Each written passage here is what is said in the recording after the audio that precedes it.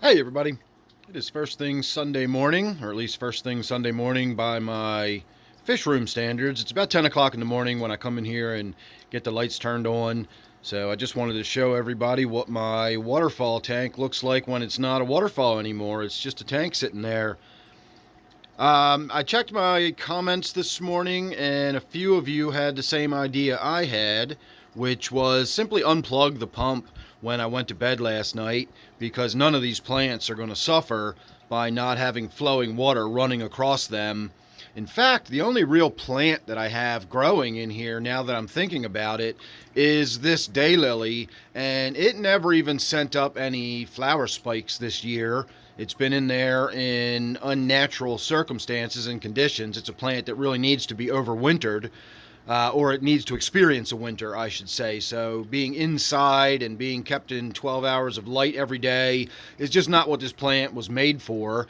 And as a result, it's kind of thrown its flowering cycle out of whack. So this is the only plant that's really planted in there, with the exception of I've got a little bit of Java fern right up in here. We're not even going to talk about the pounds of duckweed I have growing all over everything. That's just trash. I've got a couple little odds and ends like this right here. You can see that's a a water sprite growing right there. But it's nothing significant, nothing important. So pulling the plants out of this is not going to be an issue. This is in a planter. That's in a planter. That's in a planter. And again, really, the only thing that's significant is my daylily, which never really did anything. So no real great loss there. But at any rate, that daylily's not going to suffer by not having the water flowing over it for a few hours while I sleep. So I went ahead and I shut the waterfall down. Again, I saw in the comments this morning a few of you had that same idea, and that's exactly what I did. So I was able to sleep with peace of mind.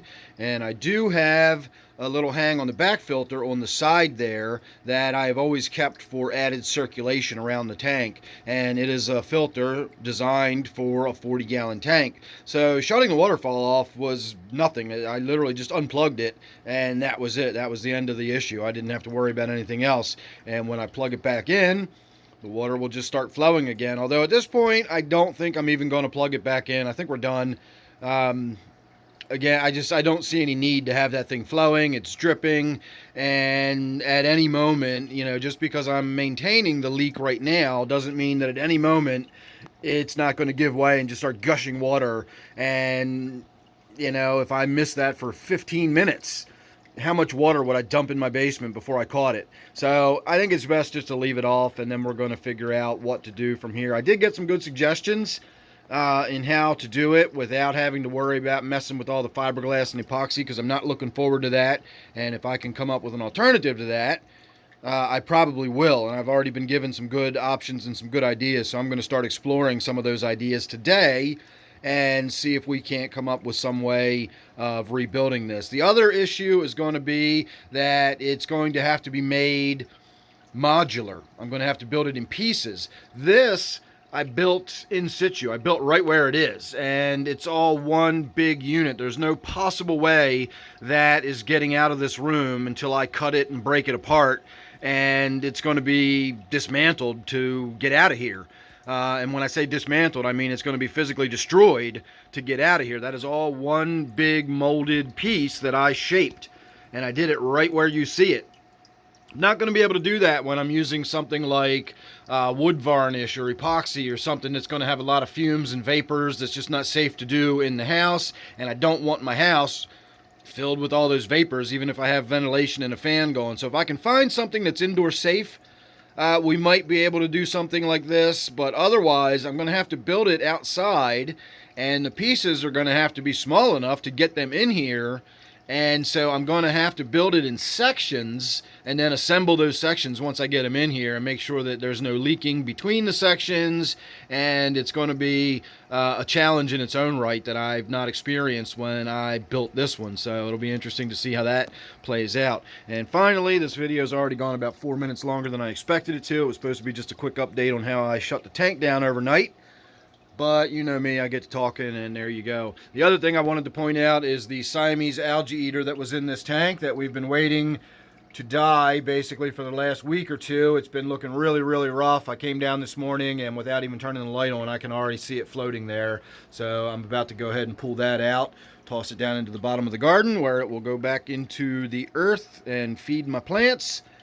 And that'll be the end of that, and hopefully we'll be able to get down to the fish store pretty soon, and I will be able to get a couple of more Siamese algae eaters to put back in my gourami tank, because it really needs it.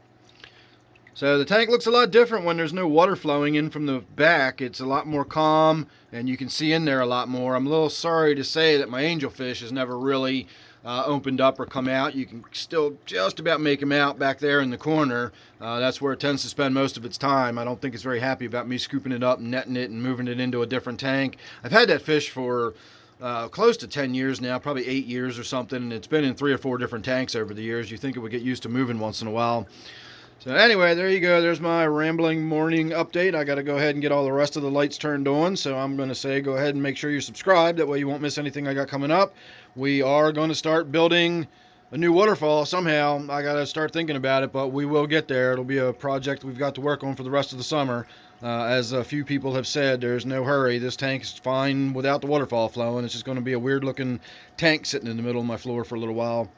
So there you go, everybody. That's my Sunday morning. We'll see what else happens as the day progresses. So as I said, make sure you're subscribed. You won't miss anything I got coming up. You never know what it's going to be with me. So thanks for watching this one, and I will see you real soon on the next one.